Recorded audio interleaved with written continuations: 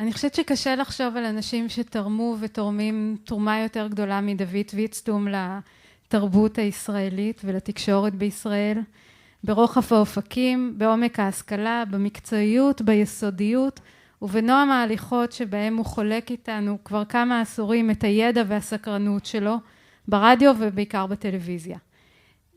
דוד ידבר על וואלאס והטלוויזיה ובייחוד על מאמר אחד של וואלאס בנושא הזה שעדיין לא תורגם לעברית, אבל אני אופטימית ומקווה שזה עוד יקרה. דוד ויצטום, בבקשה.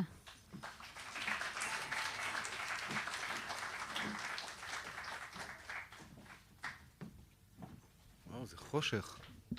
שלום לכולם. תודה רבה על ההקדמה, אני ממש מסמיק.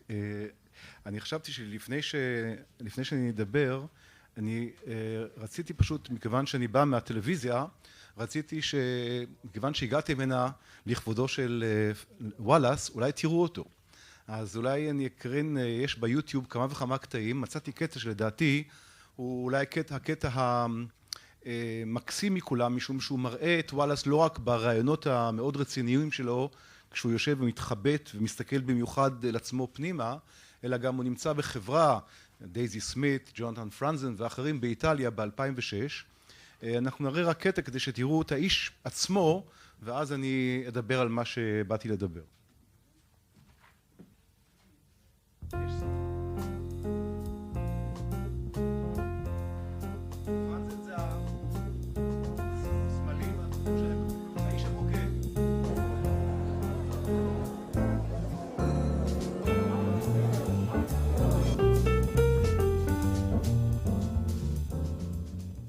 I think fail is a very dangerous word. Everything that is a failure is always a victory. Unlike the other writers who come here, I have not traveled very much. This is my first time in a foreign country where I speak none of the language, and where I so don't understand the language that it sounds like music to me. I can't tell where one word, and it doesn't stick in my brain very well. In many ways, I've been here a week, I am a failure at Italian. It's very difficult and it's very, in many ways, humiliating to be in a country that isn't mine and to be reduced really to the status of a baby. People all around me are talking with great animation about things that I do. It's not like I don't totally understand. I don't understand at all what they're talking about. In order to have the simplest interaction, hello, three, I mean, it's very, right? It's very humbling. One feels like a failure, yes? On the other hand, what I've noticed is it's also good in a very profound way. What I've noticed here is how very kind and patient the Italians here are when someone, I'm very conscious of the image of the ugly American who comes in and where's the McDonald's and why don't y'all speak English and all that kind of, right? So I'm very, I've got none of those feelings from the Italians, and I've also noticed that I pay much more attention to people's faces and emotional cues, and that much like a child, I am sensitive and attuned to things that when I'm home and immersed in English, I'm living only linguistically, and like, oh yeah, Three Waters, hey, what do, you know, it's all so fast. So it's painful to be here, but it's also good. In some ways, what I try to do with myself is just avoid the success or failure thing, because it really is much more, there's מקצר. אגב, הקטע הזה גם מתקשר עם הדברים שכבר נאמרו על וואלאס בתור אדם שמאוד מאוד מסתייג מעצם העובדה שהוא תייר, מעצם העובדה שהוא אמריקאי, מעצם העובדה שהוא מייצג תרבות שהוא מרגיש איתה מאוד לא נוח. אבל אני רציתי באמת לדבר על טלוויזיה, וכדי להתחיל הייתי רוצה לצטט קטע מתוך ספר של מוריס בלנשו, שמדבר על הדיאלוג ועל הטכניקה האמריקאית של הדיבור הישיר. בלנשו כותב שכשמישהו מהסופרים האלה שהוא מדבר עליהם, הוא מתכוון במיוחד לסופרים האמריקאים, הוא מדבר על המינגווי, כשמישהו מדבר, בעצם זה הסירוב שלו לדבר שמתגלה לעין. הדיסקורס שלו הוא השתיקה שלו, היא מסוגרת, היא אלימה, הוא לא אומר שום דבר אלא אומר את עצמו, את המסיביות הפתאומית שלו, את תשוקתו לפלוט מילים אבל לא לדבר, ובפשטות, כפי שקורה אצל המינגווי, זו דרכו המעודנת להביע את עצמו קצת למטה מדרגת האפס, תחבולה שתשפיע אלינו להאמין במעלה גבוהה יותר של חיים, של רגישות, של מחשבה, זו תחבולה כנה וקלאסית שמצליחה לעתים קרובות וכזאת שכישרונו המלנכולי של המינגווי מוצא לו משאבים מגוונים.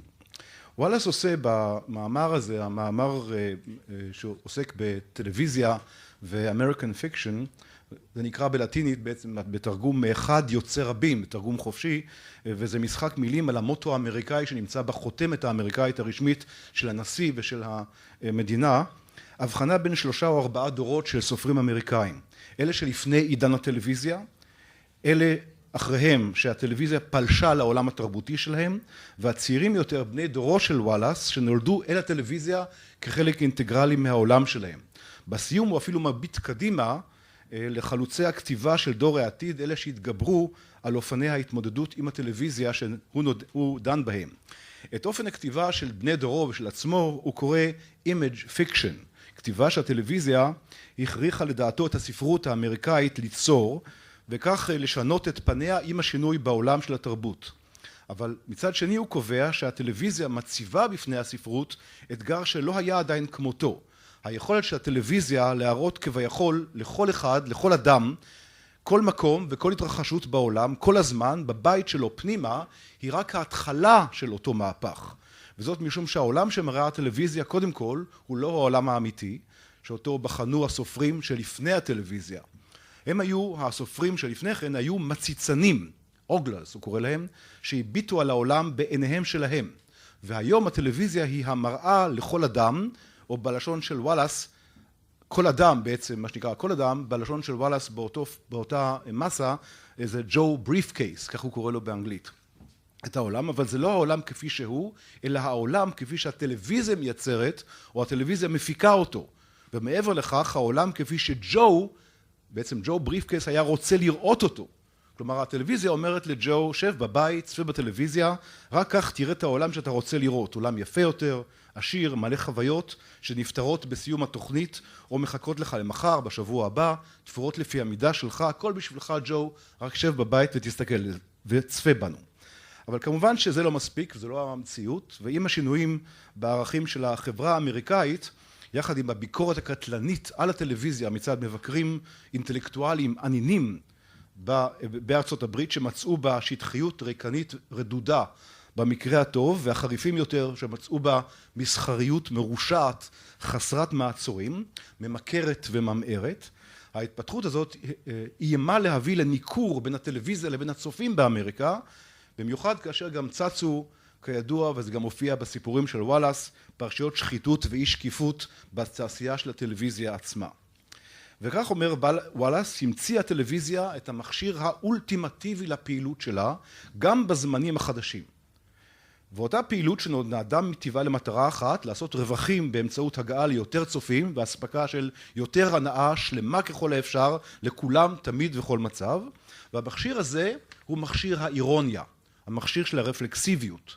התחברות עם רבדים שונים בתוך העולם הטלוויזיוני עצמו. ציניות, פרודיה, סאטירה על העולם ועל הערכים של הטלוויזיה עצמה, על גיבוריה, על הז'אנרים שלה, על התעשייה, על החברה הקפיטליסטית ועל הפוליטיקה. מעכשיו הכל נמצא כבר בתוך הטלוויזיה. ג'ו לא צריך לעשות שום דבר, הוא אפילו לא צריך למרוד בפסיביות שלו עצמו, בטמטום, בשטחיות של הטלוויזיה וכולי, כי כל הביקורת והפרודיה על הטלוויזיה האינטלקטואלית והאחרת נמצאת בתוך תוכניות הטלוויזיה עצמם. הן מספקות לו את כל המידע שנחוץ לו גם להתמודד עם אותה ביקורת. המקור האירוני של אותה, המקור של אותה אירוניה, אגב, הוא בז'אנר היצירתי ביותר בכל התעשייה הטלוויזיה, וזה המקור של הפרסומות. עכשיו, אני רוצה להראות לכם פרסומת של 30 שניות, שוואלאס מדבר עליה במאמר הזה, הגעתי אליה, הצלחתי למצוא אותה באינטרנט, אפשר למצוא שם הכל, והוא מדבר באמת על הפריצת הדרך של הפרסומת האמריקאית של פפסי. עכשיו, אתם תראו את הפרסומת הזאת, ומיד אני אגיד כמה מילים עליה.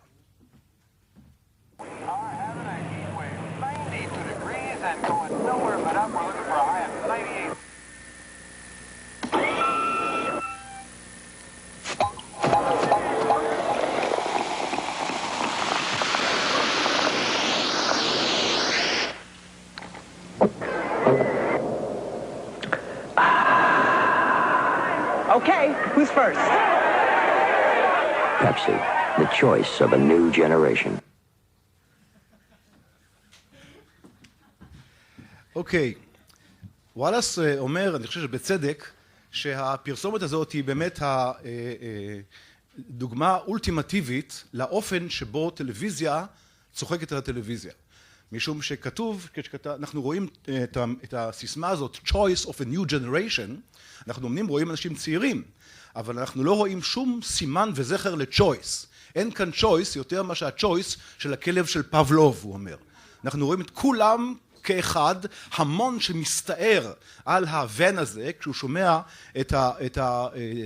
את הקרקוש של הבועות שעולות בפפסי, כלומר, ברור לחלוטין גם לצופה, אפילו לצופה עם מוח ממוצע כמו ג'ו בריף קייס, שלא מדובר כאן בפרסומת לפפסי בעצם, אלא מדובר כאן בעצם בצחוק על הפרסומות האמריקאיות של קודם. כלומר, בצחוק על אותם ערכים טלוויזיוניים של פעם וכולי וכולי, כלומר, מדובר כאן בפרודיה.